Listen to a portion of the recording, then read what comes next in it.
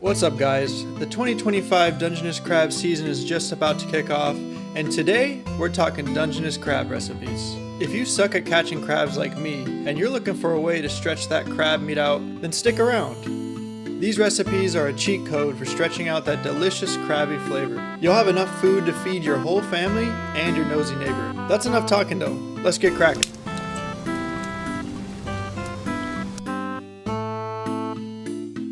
Okay, so first up, we're making a gumbo. This is that thick back gumbo that'll have you licking the pot and the spoon.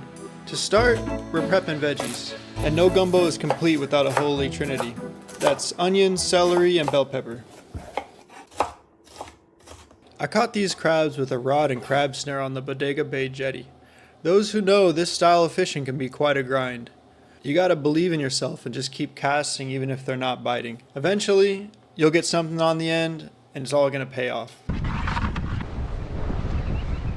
I ended up with 2 good-sized keepers and was able to feed 6 with this meal. The trick is supplementing the dish with extra protein. In this pot, I threw in some chicken, andouille sausage, chicken necks, and shrimp.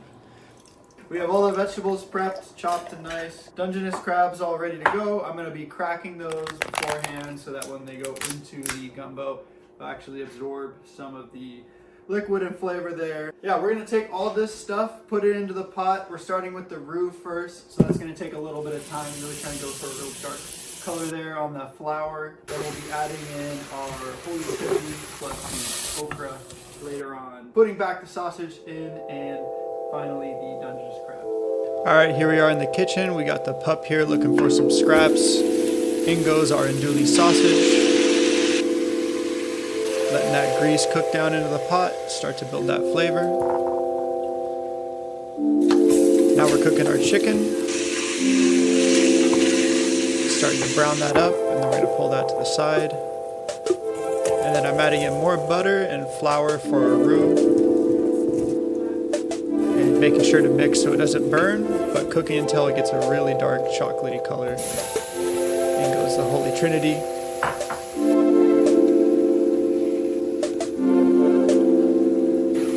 Mixing in with some beer. This is an IPA. And then we're cracking up that crab meat.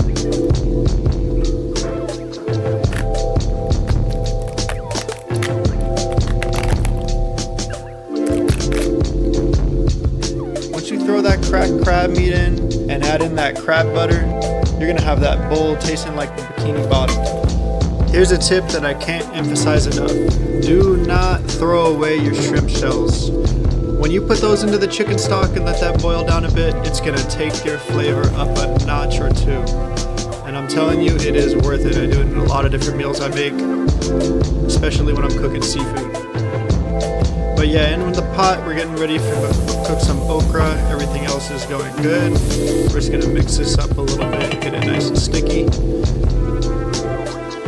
That goes in. Adding our protein. And finally our cracked Dungeness crab. All of it. Make sure to push that crab meat down and make sure you pre-crack so it can absorb in, soak up that flavor. And of course, this dish can't be served without a healthy portion of white rice. 2 or 3 scoops now, don't be shy. And now we're dredging up that delicious gumbo. Nice big healthy scoop. Plate most of the protein and vegetables in around the outside. Make sure to get a couple pieces of crab. You did all that hard work.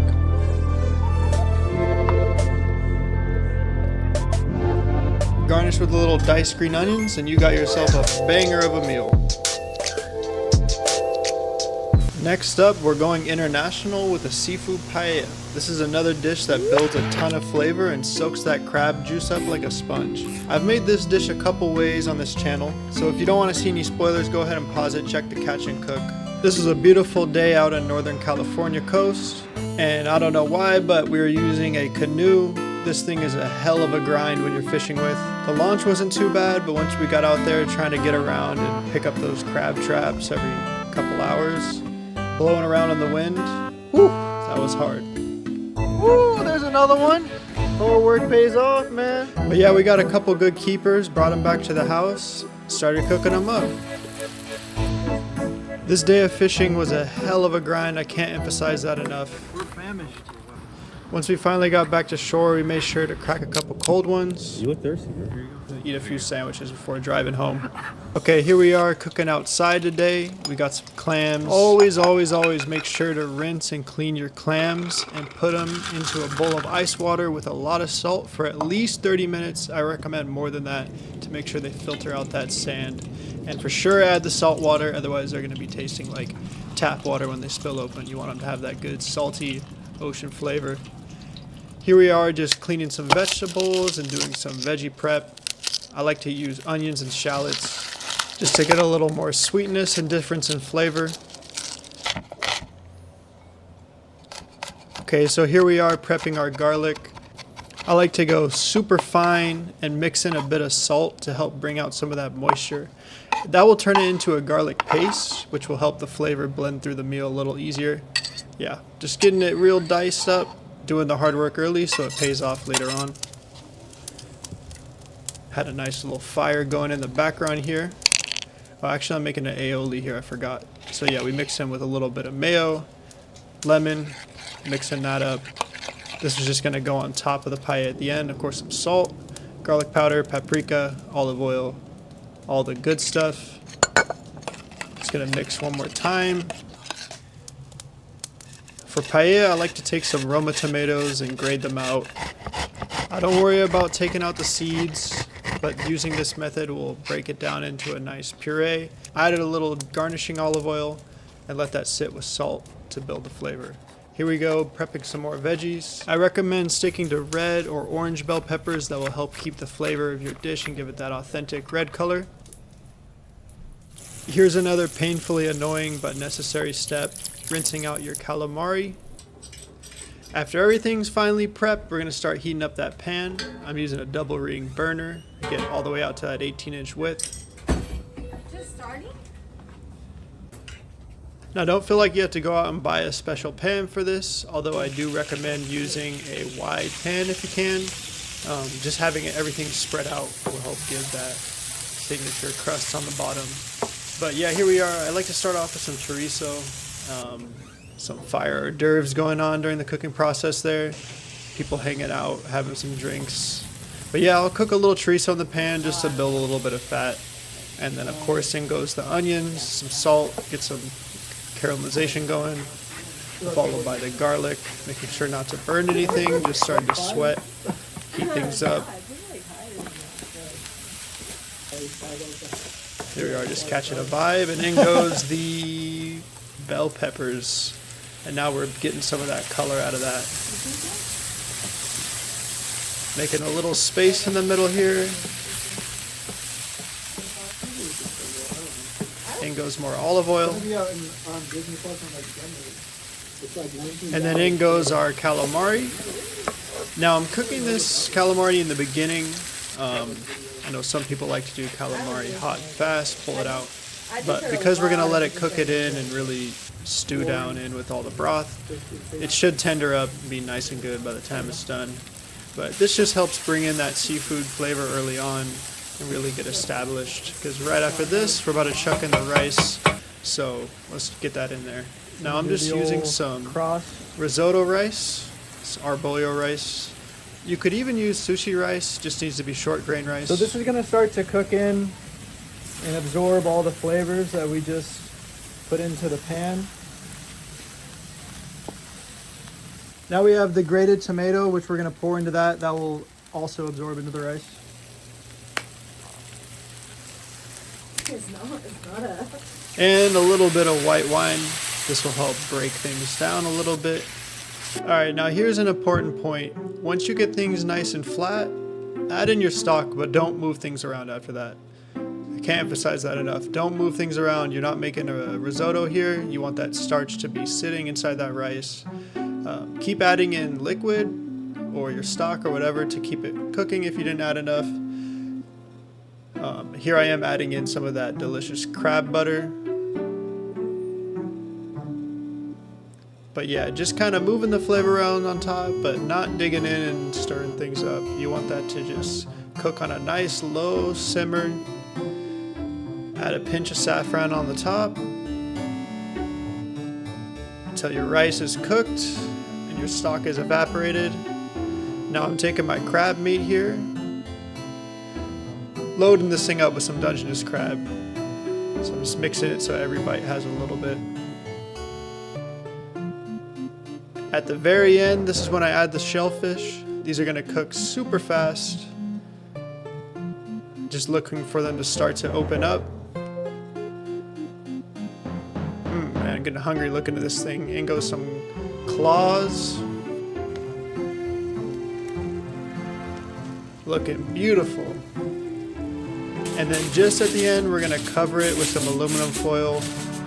And this is to get that little bit of a burnt or crusty flavor coming at the bottom and crisp it up. I'm gonna turn the heat up a bit there just for that last part.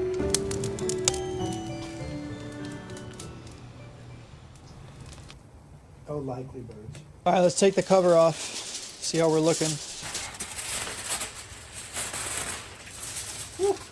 All right, now we're gonna just drizzle some aioli on this.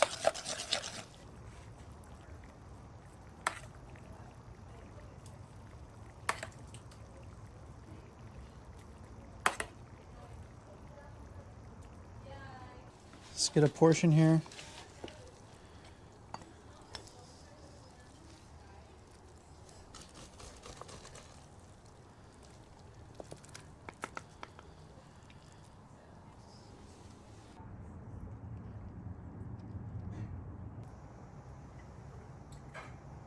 Damn, that crab was like butter, man. Holy shit.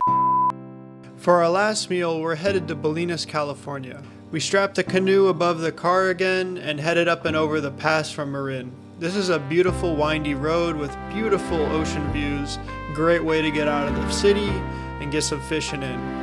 It's a nice calm lagoon here, so we're trying to take advantage of that by using hoop nets and getting down and dirty into the business. Not like these dogs though. But yeah, we were bringing some hoop nets, got a bunch of small crabs and only a couple keepers. But all in all, a great day. Let's jump ahead to the cooking.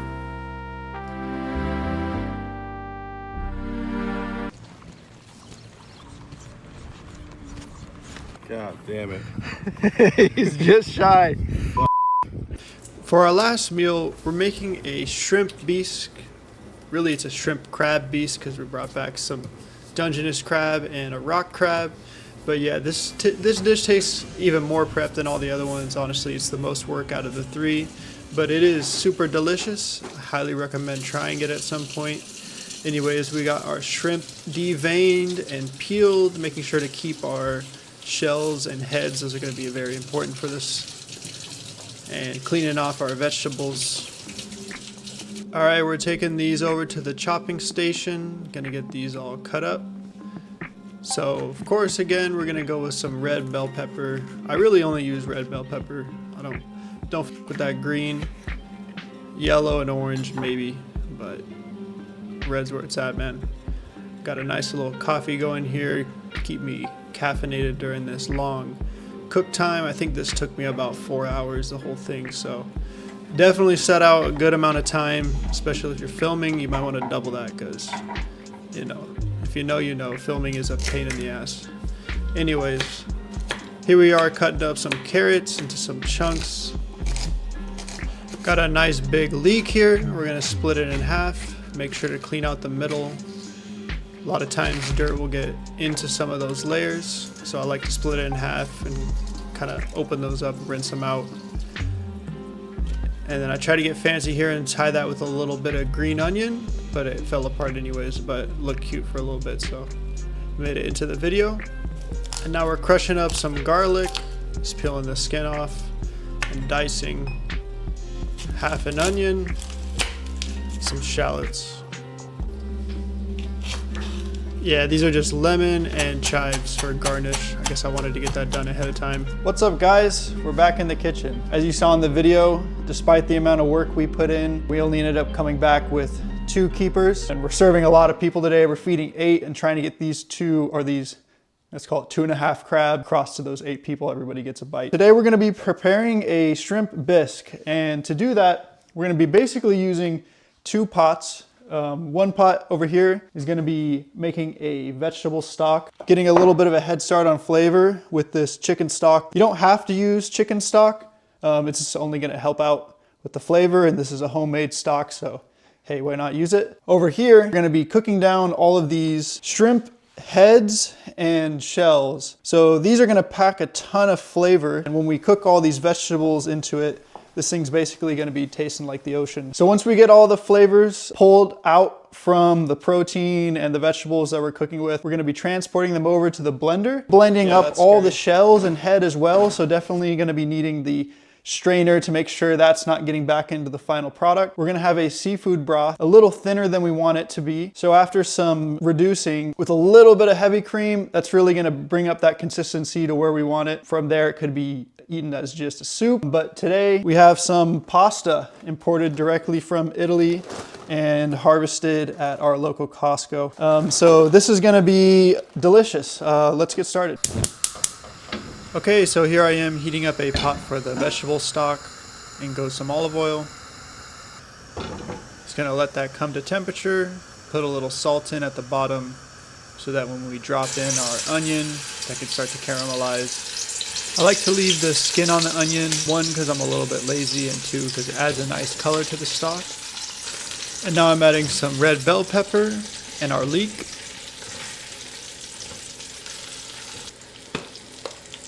And then dropping in our chicken stock. Bring that up to a simmer, and then I'm gonna break down some of this crab meat. So I brought back 1 little rock crab and then 2 Dungeness. So I've already pre-cooked these and let them cool down, and now I'm just doing the tedious work of cracking and separating the meat from the shell. Some nice looking Dungeness crab here.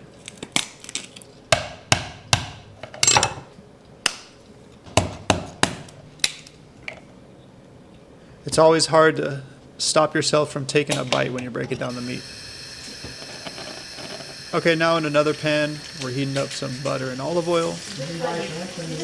In goes some shallots, some salt, garlic. Everything's diced pretty coarsely here because we're gonna be blending it up. And then adding in our shrimp shells, shrimp head, and letting that start to cook. After about 5 minutes and they've turned red, we're putting in our carrots and green onion. And we're gonna start to sweat these in the pan together and draw out some of that flavor. Already some beautiful colors starting to get to work here. In goes some tomato paste, white wine.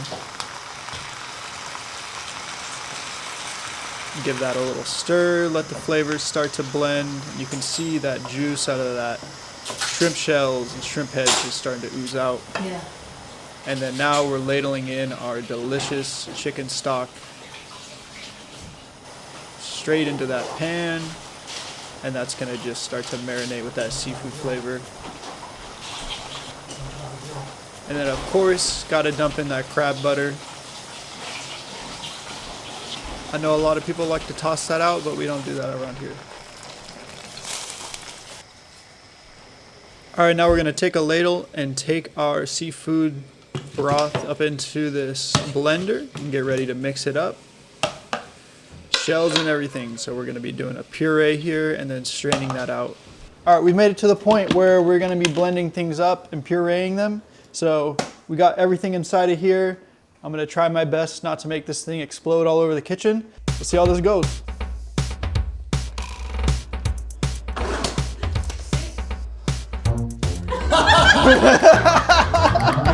Wait, so what does that mean? It means that there was pressure. So I should hold it? No, you're gonna break my freaking. So should I just not do it yet? Okay. Whoa! Yeah, that's scary. Okay, we're gonna wait a little.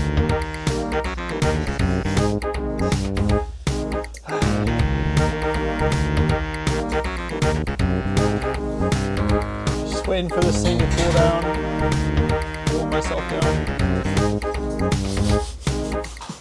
Alright, so the temperature finally dropped on this enough to blend it up. I'm keeping a firm grip on top so it doesn't explode again. Some air. Yep. And we're looking for a fairly fine puree here. Not too fine though, because then it will start to come through the strainer.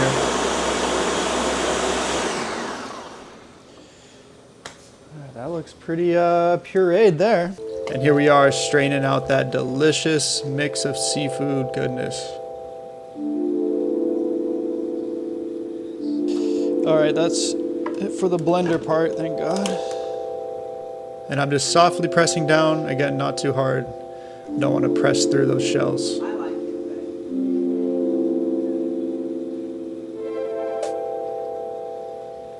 And then we're taking our liquid and pouring it back into a pan. We're going to put this under a low heat, add in our cream. Start to mix that up a little bit. And then in goes our shrimp meat. We're going to cook that inside the sauce with a little bit of lemon. Add back our crab meat. At this point, the sauce is really starting to thicken up. And then we're going to cook our pasta on the side. Again, you could make this with rice or just eat it as a soup. It would be delicious either way. I'm ladling in some of the sauce into the pasta, giving that a toss.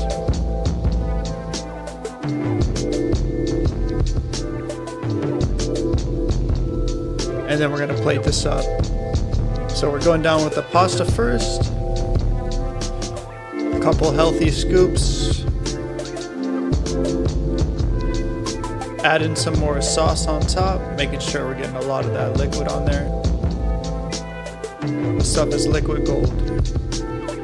And I'm placing a couple nice pieces of shrimp and crab meat on top, so everybody gets a nice good piece of that crab. And then we're garnishing with chives, lemon, and a little bit of finishing olive oil. And of course, Parmesan cheese.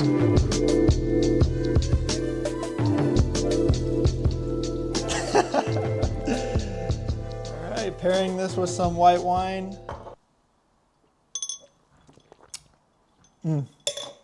Good. Alright, let's get into this.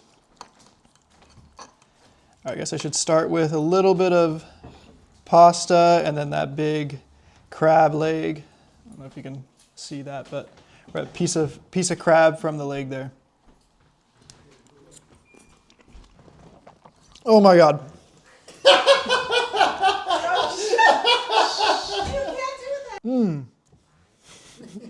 Good. The whole flavor of the ocean is inside of that sauce right there, and not in a bad way. The vegetable stock and all those other flavors definitely are toning it down a bit. But I want to try one of these shrimps. I'm glad I didn't cook those longer because shrimps are very easy to overcook. Well done. It's a delicious dish. Definitely took a lot of time to prepare this sauce. So I don't know how often I would make it, but I think making it into a soup or something like that would also be delicious. The one thing I think I am missing is some toasted bread. That would be great to dip that into. But yeah, I got my taste test in. I'm gonna plate everybody else up and we're gonna get to the table and finish this family dinner. So thanks for watching my video. See you guys in the next one. I hope this video helped inspire you to get out there and go crabbing. I have another video dropping in the next couple of weeks here. We caught some beautiful lingcod and saw some other creatures out in the Pacific. Thanks again for watching. We'll see you guys in the next one.